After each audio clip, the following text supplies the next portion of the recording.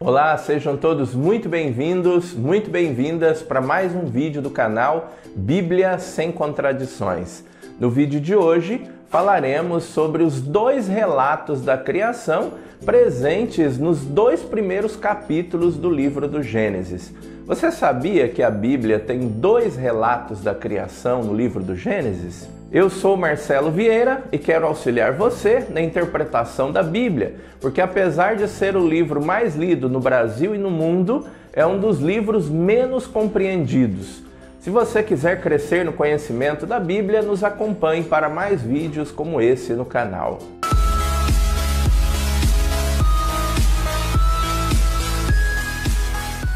Já falamos em outros vídeos que a Bíblia não é um livro de ciências, ou seja, ela não tem a intenção de dar respostas às perguntas que nós fazemos hoje, baseada nas hipóteses científicas. Não é possível que a Bíblia faça isso nos dias atuais. Os autores desses relatos bíblicos que nós vamos falar hoje, eles se baseavam na sua própria experiência e não em metodologias científicas que nós temos hoje, não se baseavam, por exemplo, em telescópios tão poderosos como nós temos hoje. Eles se baseavam na própria experiência e utilizavam os textos da época, os textos, por exemplo, mitológicos, para explicar suas origens, para explicar a origem do mundo, a origem do homem, a origem de todas as coisas. Como eles não têm como saber isso, como ainda hoje não temos como saber com clareza a respeito de como essas coisas aconteceram, né? Então eles davam essas respostas. Hoje nós temos teorias científicas, por exemplo, como a teoria do Big Bang, que fala de um início de tudo em torno de 15 bilhões de anos atrás. Então, há 15 bilhões de anos atrás, teria havido uma explosão inicial que teria dado início a esse universo que nós conhecemos. E essa expansão se inicia de um ponto tão minúsculo como a cabeça de um alfinete e chega àquilo que nós estamos hoje. Alguns dizem, inclusive, que o universo continua em expansão. Ele se expande, as galáxias vão aparecendo, os sistemas solares foram se formando e continuam fazendo isso. E nós estamos no espaço, ainda nesse momento, já com 15 bilhões de anos corridos em desenvolvimento. É uma teoria bastante aceitável hoje em dia, mas se a gente pensar um pouquinho e olhar para trás e olhar para aquilo que nós temos hoje, nós vamos encontrar também muitas outras possibilidades. Porque quando a gente fala sobre um Big Bang, nós estamos falando de um início, pode ser que tenha havido outros. Nós não conseguimos compreender e responder algumas coisas. O universo, ele é finito, mas ele não é...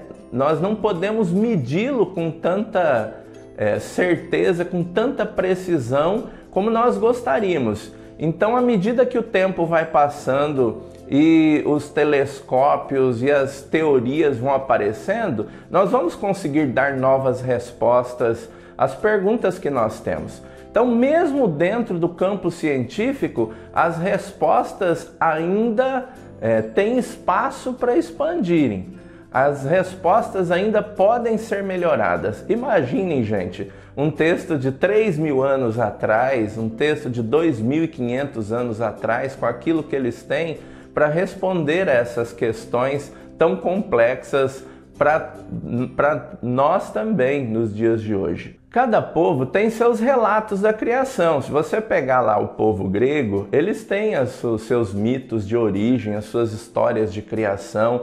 Se você pegar os egípcios, eles têm também as suas histórias da criação. Se você pegar os chineses, eles têm os seus mitos contando como é que tudo se originou, a origem do mundo e do homem. Nós temos, por exemplo, histórias da criação lá dos maias, dos incas, dos astecas. Nós temos também alguns relatos da criação e da origem do mundo e das coisas dos povos que habitavam aqui o que nós chamamos hoje de Brasil, essa terra que se tornou o Império Português depois.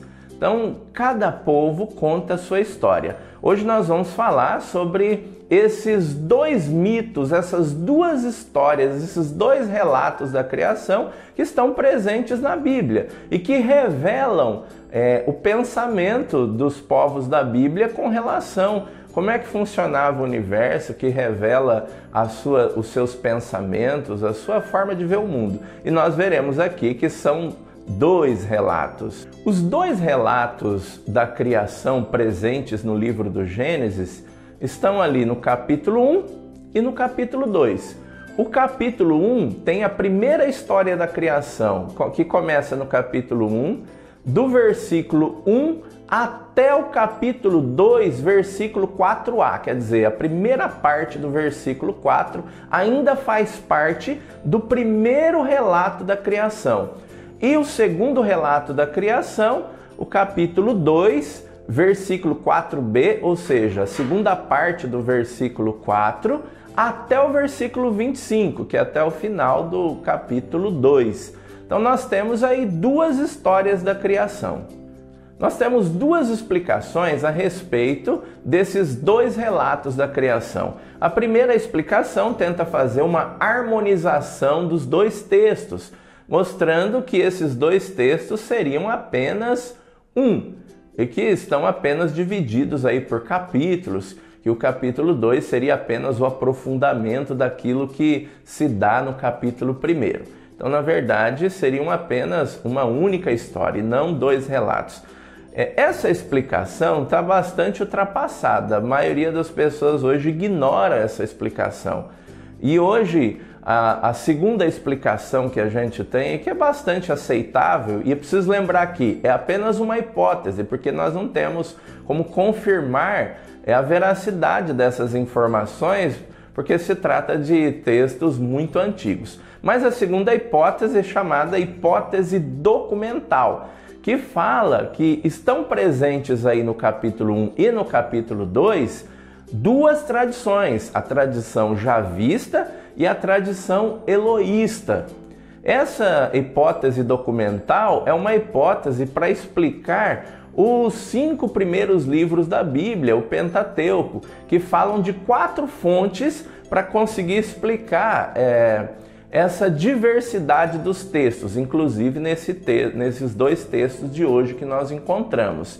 Nessa hipótese documental, o livro do Pentateuco teria uma tradição javista, uma tradição eloísta, uma tradição sacerdotal e uma tradição deuteronomista. Essas 4 tradições teriam sido reunidas mais tarde, formando um bloco único, quando na verdade são diversos textos, uma coletânea de diversos textos de diversas épocas e que traz muitas contradições se nós insistirmos em fazer a leitura dele como se fosse um único texto, como se fosse um bloco.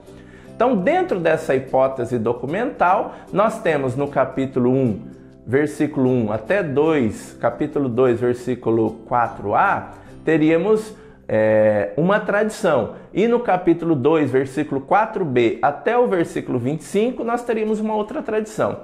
No primeiro capítulo, nós teríamos a tradição sacerdotal, que chama Deus de Elohim, e no segundo capítulo, versículo 4b até o 25, nós teríamos a tradição javista, que chama Deus de Yahvé ou Javé. E agora nós vamos trabalhar aqui essa hipótese documental, tentando mostrar as diferenças que existem nos dois textos, no texto do relato do capítulo 1 até o capítulo 2, versículo 4a, e no segundo relato do capítulo 2, versículo 4b, até o versículo 25. Acompanhe comigo aí na tela a comparação que a gente vai fazer entre os dois relatos para mostrar as diferenças.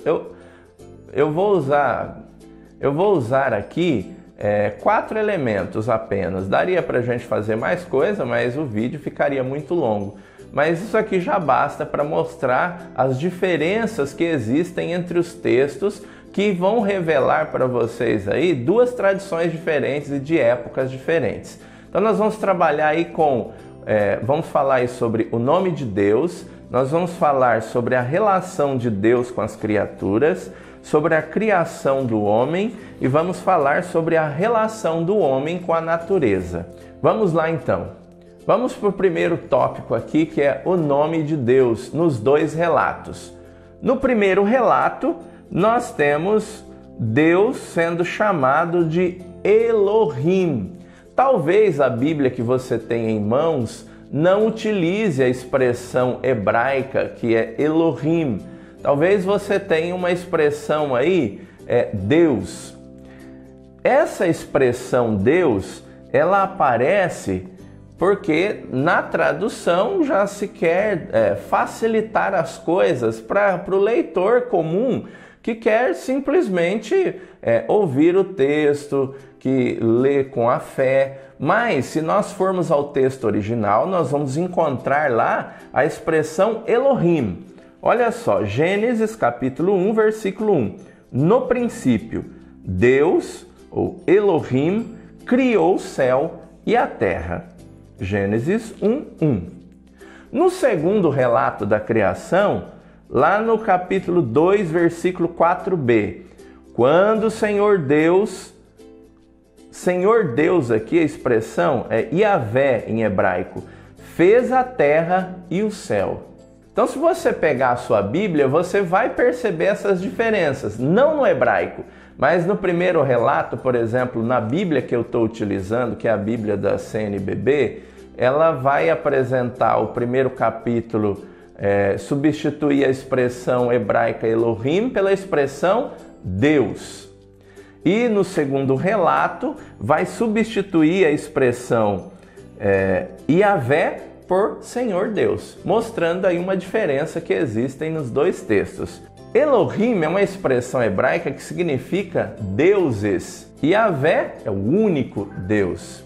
Então há diferenças aqui entre o primeiro e o segundo relato, que mostram, por exemplo, no primeiro capítulo, a expressão Elohim significa deuses, e nós podemos conferir isso lá no versículo 26 do capítulo 1, quando da criação do homem a expressão façamos revela essa comunidade que cria, essa comunidade de deuses. No segundo capítulo, não. Nós vamos encontrar lá a expressão Yavé ou Deus, ou Senhor Deus, que significa aquele que cria, um único que cria. Vamos então agora para o segundo elemento, que é a relação de Deus com as criaturas. No primeiro relato, do capítulo 1, versículo 3, Deus é uma figura mais distante. Ele cria pela palavra. Se você observar lá, está escrito assim no versículo 3. Deus disse, faça-se a luz. E a luz se fez. Se você acompanhar a sequência do capítulo, você vai encontrar várias vezes essa expressão. Deus disse, faça-se isso e aquilo se fez.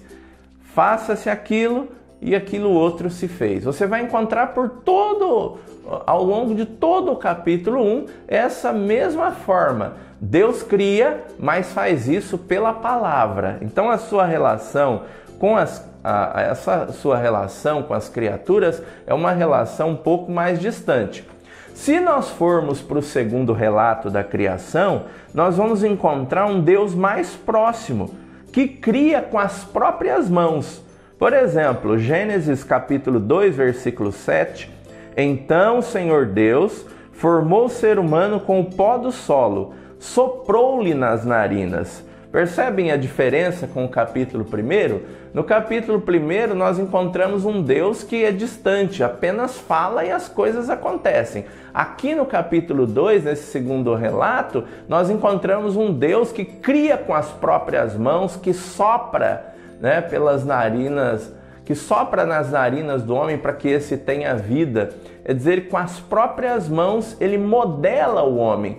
Não sei se você já tinha percebido isso. São duas visões completamente diferentes a respeito dessa manifestação de Deus. Se você for ao capítulo 3, que vai dar continuidade a esse segundo relato, você vai encontrar Deus que anda no jardim junto com os homens. Inclusive os homens, o homem e a mulher se escondem porque percebem que estão nus e porque fizeram coisa errada, segundo o texto bíblico aqui. Então Deus está no meio deles, Deus se faz presente, Deus é pessoal, Deus é próximo, diferente do capítulo 1, que ele faz e pronto. O terceiro elemento agora é a criação do homem. E nós vamos perceber aqui na criação do homem uma ordem inversa. No primeiro relato, nós encontramos o homem sendo criado no final da narrativa, onde se diz: Deus disse, façamos o ser humano à nossa imagem e semelhança. Está lá em Gênesis capítulo 1, versículo 26. E no segundo relato, está lá no comecinho. Então o Senhor Deus formou o homem com o pó do solo. Gênesis capítulo 2, versículo 4b. Percebem? No primeiro relato, a criação do homem se dá quase no final da criação. No segundo relato, a criação do homem se dá no início. No primeiro relato, todas as coisas são feitas e o homem é criado como se fosse a coroação de toda a criação. No primeiro relato, o homem é criado para que ele consiga ajudar a desenvolver todo o resto da criação. São visões completamente diferentes aqui no texto. Ainda sobre a criação do homem, nós temos duas outras situações. No primeiro relato, em Gênesis 1:27, nós encontramos um texto assim, ó: Deus criou o ser humano à sua imagem, a imagem de Deus o criou, homem e mulher ele os criou. Nesse primeiro relato, nós encontramos homem e mulher sendo criados ao mesmo tempo. Não há essa história como no segundo relato, onde se cria o homem primeiro para depois tirar da costela dele a mulher. Essa é a diferença, né? Por exemplo, em Gênesis capítulo 2, 22, nós temos isso. Depois da costela tirada do homem, o Senhor Deus formou a mulher.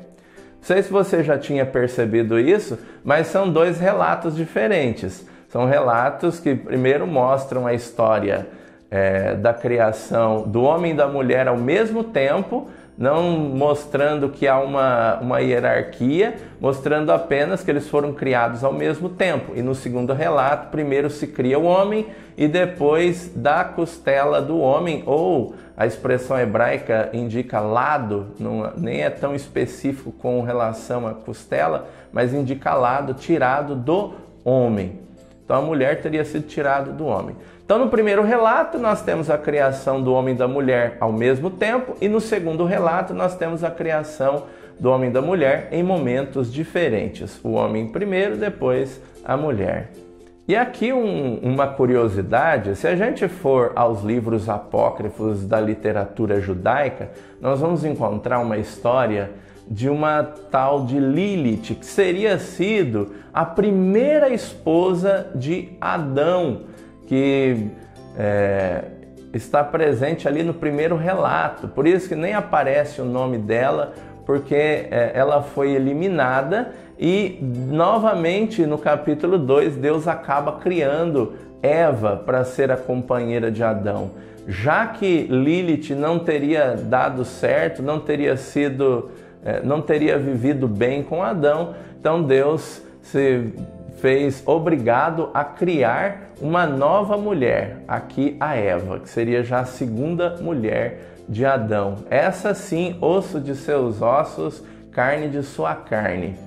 Mas isso, gente, é parte daquela primeira teoria, aquela primeira explicação que eu falei para vocês. É parte de uma explicação que tenta harmonizar os textos, que querem dar uma explicação porque existem contradições no primeiro relato para o segundo relato. E de fato, se nós pegarmos os dois relatos e tentarmos ler esses dois relatos como um único texto, nós vamos ter que ficar dando explicações mirabolantes como essa. Uma história de Lilith, como sendo a primeira esposa de Adão, que teria sido morta e que Deus teria que criar novamente uma nova mulher, e aí fez diferente da primeira criação. Agora, o nosso último elemento aqui da comparação que nós estamos fazendo entre o primeiro e o segundo relato. Vamos falar agora sobre a relação do homem com a natureza, nesse primeiro relato e nesse segundo relato. No primeiro relato da criação, nós encontramos ali no capítulo 1, versículo 28, um texto. Olha só o texto: dominai sobre os peixes do mar, as aves do céu e todos os animais que se movem pelo chão. Eu destaco aqui o verbo dominar, que começa o versículo: dominai sobre os peixes do mar, as aves do céu e todos os animais que se movem pelo chão. Agora, no segundo relato, nós temos um outro texto que coloca uma outra visão. O capítulo 2, versículo 15. O Senhor Deus tomou o homem e o colocou no jardim do Éden para o cultivar e guardar. Destaco aqui os verbos cultivar e guardar, que mostram a grande diferença que existe para o primeiro capítulo, onde nós destacamos o verbo dominar. Então, nesse primeiro capítulo, nós temos uma narrativa em que o homem ele pode fazer o que quiser da natureza que foi criada. Ele é o ponto mais alto da natureza. E no segundo capítulo, ele é importante, mas é importante junto com todas as outras criaturas, e ele é o responsável por guardar e cuidar esse jardim, esse mundo.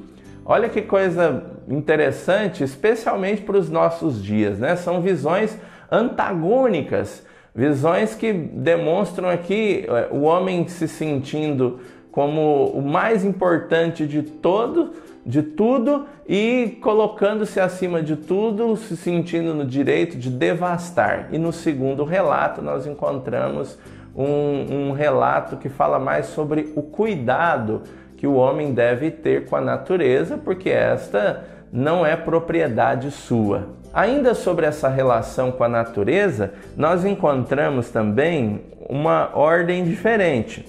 Deus disse, lá no capítulo 1, versículo 29, Deus disse: eis que vos dou sobre toda a terra todas as plantas que dão semente, para vos servirem de alimento. Então olha só, no primeiro relato, Gênesis 1, 29, Deus dá ao homem as plantas e ele pode se servir de todos esses alimentos, de todas essas plantas para se alimentar. Agora o segundo relato, Gênesis capítulo 2, versículo 17. Da árvore do conhecimento do bem e do mal não deves comer, porque no dia em que dele comeres, com certeza morrerás. Então olha a diferença que existe entre o primeiro e o segundo relato. No primeiro relato eles podem comer de tudo que encontrar na natureza. No segundo relato, eles não podem comer da árvore do conhecimento do bem e do mal. Em outro vídeo nós iremos falar sobre essa árvore do conhecimento do bem e do mal. Mas por hora eu queria mostrar aqui que existem diferenças. Num relato ele pode tudo, no outro relato ele não pode comer da árvore do conhecimento do bem e do mal. Percebe como não é possível harmonizar os textos? Porque se nós quisermos harmonizar os textos, nós vamos encontrar as contradições. Se nós quisermos harmonizar os textos, nós vamos ter que jogar um texto fora. Nós vamos ter que ficar eliminando versículos que se contradizem, como esse que eu acabei de apresentar para vocês. Ou pode comer tudo, ou não pode. Como nós encontramos no segundo capítulo, uma restrição que é a árvore do conhecimento do bem e do mal. Como nós encontramos, por exemplo, sobre o nome de Deus. Qual é o nome de Deus? É Yahvé ou é Elohim? Como nós encontramos na criação, criou o homem e a mulher ao mesmo tempo ou criou o homem e a mulher em momentos separados? O homem pode usufruir de todos os bens da natureza, fazendo o que quer, o seu bel prazer, ou não pode? Então nós encontramos aqui diversas incoerências se nós colocarmos os textos juntos. Por isso que é importante que a gente entenda que a Bíblia não é um livro de história, que não tem os seus textos corridos, escritos por um só autor, numa só época. É necessário levar em consideração todas as particularidades do texto, o contexto, a língua. Percebem como a língua aqui é importante? Por exemplo, quando a gente vai falar sobre a expressão Deus. Elohim no primeiro capítulo, em que significa deuses, e Senhor Deus, que é Yahvé, no segundo relato. Então precisamos levar em consideração a língua, o contexto e quem é que escreveu, para quem escreveu, em que época estava escrevendo. E eu nem falei aqui, por exemplo, que o relato da criação, o primeiro relato da criação, encaixa a criação dentro da semana, dentro dos 7 dias. O homem é criado no sexto e no sétimo Deus descansa de toda a sua obra da criação. E no segundo relato nós não temos esse encaixe, essa moldura da semana para explicar a criação. São pensamentos diferentes que foram escritos em épocas diferentes. E um detalhe, o capítulo 1 foi escrito posteriormente, por volta do século VI, quando os judeus estavam no exílio da Babilônia e tentando dar uma explicação a respeito do descanso semanal, em que eles não possuíam, morando no exílio. Então eles tentam teorizar e mostrar que Deus preserva o descanso, preserva esse momento com Deus, para que eles consigam preservar a própria identidade, porque eles estão em terras estrangeiras e eles criam esse relato. Tem outros detalhes desse relato, por exemplo, em que nós encontramos lá a criação da lua, do sol e das estrelas penduradas numa espécie de abóboda, que é a compreensão que eles têm na época.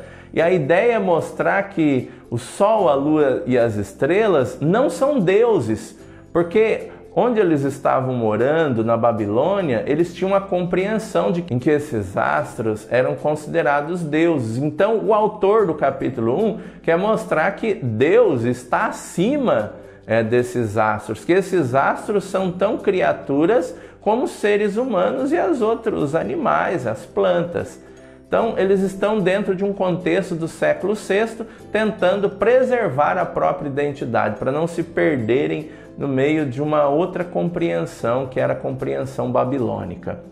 O capítulo 2 já é um capítulo mais antigo e está num período em que eles estão vivendo no deserto, tentando se estabelecer, mas muito antes, ali por volta do ano 1000, que é quando vão conseguir organizar a monarquia. Então é um outro texto criado em outra época, com outra visão de mundo. Então, precisamos levar em consideração todas essas diferenças entre os textos e não dá para fazer aquilo que a primeira explicação tenta, harmonizar os textos. Ou se você tentar harmonizar, você teria que ficar com um e jogar o outro fora. Mas nessa tentativa aqui da hipótese documental, nós estamos apenas dizendo que são textos diferentes. É uma visão de mundo de um grupo e a visão de mundo de outro grupo, que enxergava as coisas diferentes entre eles.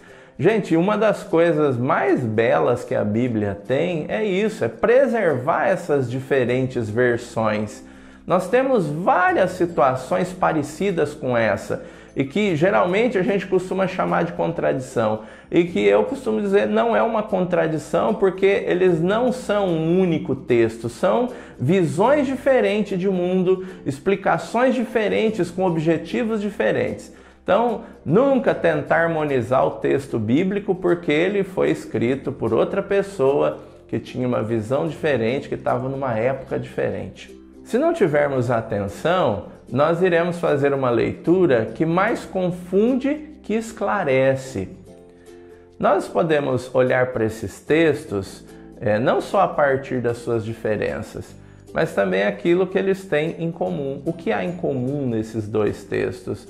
Os dois textos falam sobre a obra da criação como algo que é providencial, quer dizer, alguém criou, Deus criou todas essas coisas. Há alguém por trás de tudo isso. Essas coisas não se deram por acaso. Tem alguém na origem de tudo isso. É isso que nós ficamos.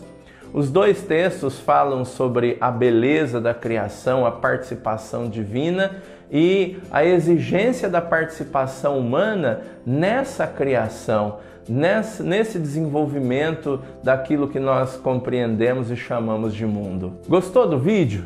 Deixa lá o seu like, o seu joinha, compartilhe o vídeo para chegar mais longe. Se você não é inscrito, por favor, dê uma força para a gente, se inscreva.